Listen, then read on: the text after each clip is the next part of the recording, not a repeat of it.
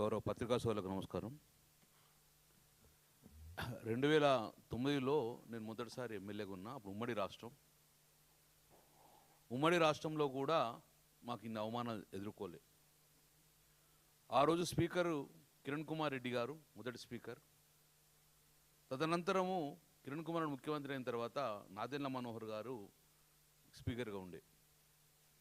మా అందరికి కూడా అవకాశం వచ్చింది.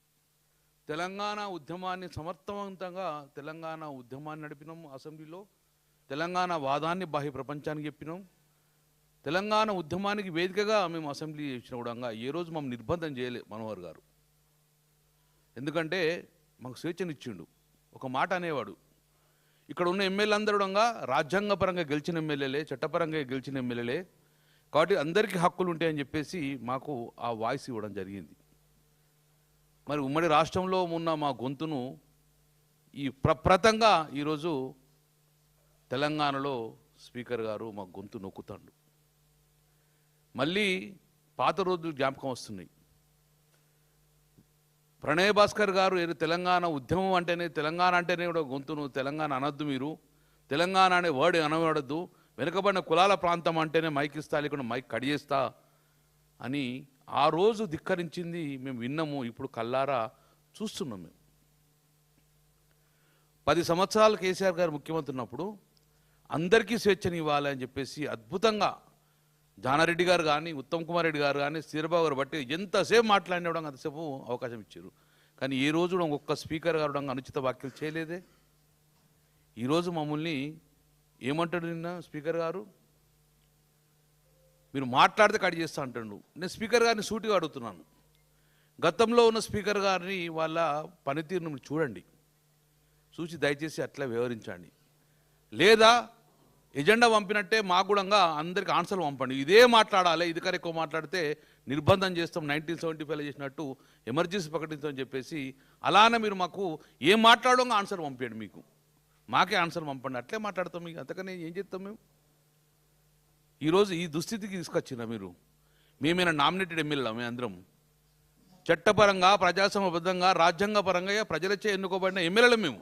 మీరు మా గొంతు నొక్కే హక్కు మీకు లేదు. మీకు ఎక్కడ ఆ గొంతు నొక్కే హక్కు? మీ స్పీకర్ పర్మనెంట్ చైర్ కాదు కదా మీది. మా గొంతును మీరు గొంతు నొక్కే ప్రయత్నం ఎందుకు చేస్తుర్రు? మా వాయిస్ వినిపిస్తాం కదా.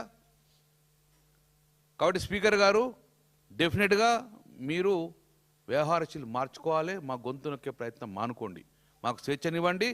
ఉమ్మడి రాష్ట్రంలో మమ్మల్ని ఇంత నిర్బంధం చేయలేదు. ఉమ్మడి రాష్ట్రం మాకు గొంతు నొక్కలేదు. మేము కాలిపోయిన మోటార్లు, ప్రజా సమస్యలు కాలిపోయిన మోటార్లు తీసుకెళ్ళినాం, ఎండిన నారు తీసుకెళ్ళినాం, తెలంగాణ ఉద్యమంలో కూడా జరిగిన ప్లకార్డ్ తీసుకెళ్ళినాం. మరి ఈరోజు ఎందుకు ఏమైంది మీకు? ఎందుకోసం మా గొంతు నొక్కే ప్రయత్నం చేస్తున్నాం? స్పీకర్గా మీరు పక్షపాత వహించకండి. ముఖ్యమంత్రికో రూలు, మాకు రూల్ ఉండదు. అక్కడ ఉన్న సుమారు 119 మందిలకు అందరికీ ఒకటే సమాన హక్కు ఉంటుంది. అది కాపాడే బాధ్యత ఒక గౌరవ చైర్ మీద మీరు ఉన్నది. కాబట్టి మీరు దయచేసి ఆ చైర్ను డెఫినెట్గా మీకు మా కోసం పనిచేయాలని చెప్పేసి నిర్బంధం చేసుకుంటా గొంతు నొక్కే ప్రయత్నం చేస్తే మాత్రము నిజంగా అది చాలా దుర్మన పరిస్థితి. గతంలో తెలంగాణ ఉద్యమంలో మేము ఉమ్మడి రాష్ట్రంలో మాకు అవమానం జరగలేదు. మీరు మాకు అవమానం చేసే విధంగా వ్యవహరించారు కాబట్టి మేము నిన్ను బైకాట్ చేసినాం. ఇప్పటికైనా మీ వ్యవహారశీలు మార్చుకొని ప్రతిపక్షాలు కూడా సమయం ఇవ్వండి. ప్రతిపక్షాలు మాట్లాడితే మా పర్సనల్ ఇష్యూ మాట్లాడలేం. ప్రజా సమస్యలు ఏది ఉన్నారో అదే మాట్లాడతాం మేము. నేను ముఖ్యమంత్రి గారు కావాల్సుకొని గిల్లి కజ్జాలు పెట్టుకొని మమ్మల్ని తిట్టే ప్రయత్నం చేశారు. ఏమాత్రమే ఒక్క వాయిస్ కూడా మాట్లాడలే. అన్పార్లమెంటరీ వాళ్ళే ముఖ్యమంత్రిని మాట్లాడలే, పర్సనల్తో మాట్లాడలే.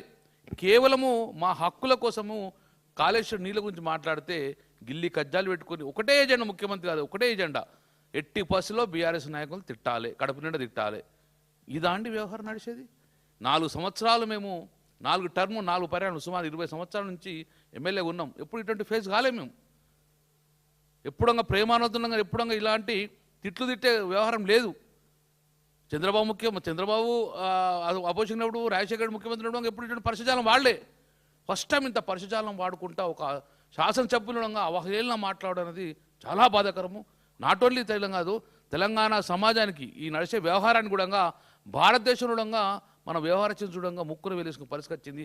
అలాంటి అవమాన పరిస్థితి తీసుకురావద్దని చెప్పే స్పీకర్ గారు దయచేసి ఇప్పటికైనా మీరు గతంలో ఉన్న స్పీకర్ గారు నడిపిన పనితీరును చూసి మీరు ఆ రకంగా పోవాలని చెప్పేసి మేము అన్ని రిక్వెస్ట్ చేస్తున్న దాన్ని బుల్డోజ్ చేస్తాము, మీ మైక్ కట్ చేస్తాము అనేది మీకు హక్కు లేదు. మైకు మా ఇట్లే మీరు ఎస్క్యూఎన్ ఒక క్వశ్చన్ 2.5 గంటలు మాట్లాడతారా?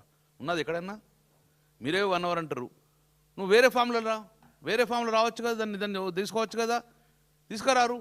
ఎజెండా కూడా మాకు నిన్న ముద్ర ఇస్తారు. ఎజెండా ఎప్పుడన్నా 1 డే ముందు వస్తుందా? ఎజెండా సేమ్ డే వస్తుందా? ఎప్పుడు మేము చదువుకుంటాం? ఇవన్నిటి కూడా స్పీకర్ గారు మీ వ్యవహారశీలు మార్చుకొని అందరికి సమాన హక్కులు కల్పిస్తేనే ఆ పీఠంకు గౌరవం ఇస్తాం. మేము కూడా అదే గౌరవంగా మీతో ఉంటామని చెప్పి ఇప్పటి కూడా మేము అదే గౌరవం మీకు ఇచ్చినాము. ఆ గౌరవాన్ని మీరు కాపాడుకోవాలని చెప్పేసి మేము స్పీకర్ గారు చెప్పడం జరుగుతుంది.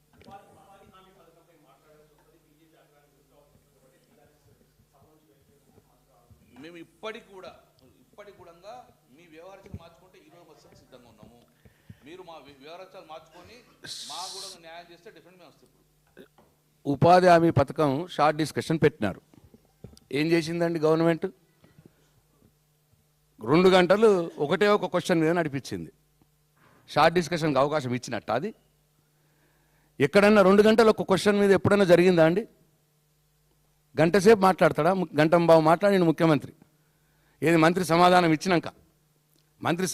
ఇచ్చినాక శ్రీధరబాబు గారిని కూర్చో అని చెప్పని, ఆయన ఒక ఎల్ఏ మినిస్టర్ పాపం మధ్యలోనే కూర్చో అని, నీకు తెలియదు కూర్చో అని ఈయన గంటంబావు మాట్లాడిండు. ఇంకెక్కడి షార్ట్ డిస్కషన్కి ఇంకా ఎక్కడుందండి? ఎందుకు